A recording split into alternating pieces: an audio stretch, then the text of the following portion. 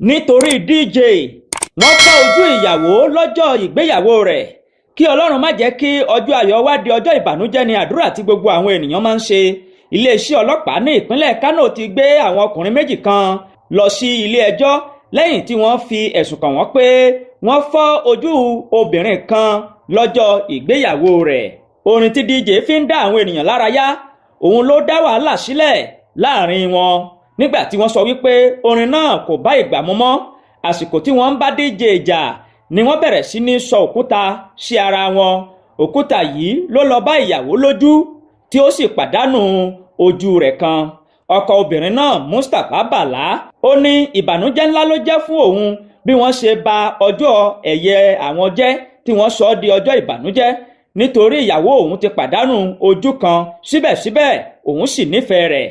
Àwọn ọkùnrin náà ti wà lákàtà àwọn ọlọ́pàá báyìí tí wọ́n ń wò kẹ́bókẹ́bó bí òkété inú ayanran. Ẹ má gbàgbé láti bá wa subscribe, kì í jáni lówó rárá.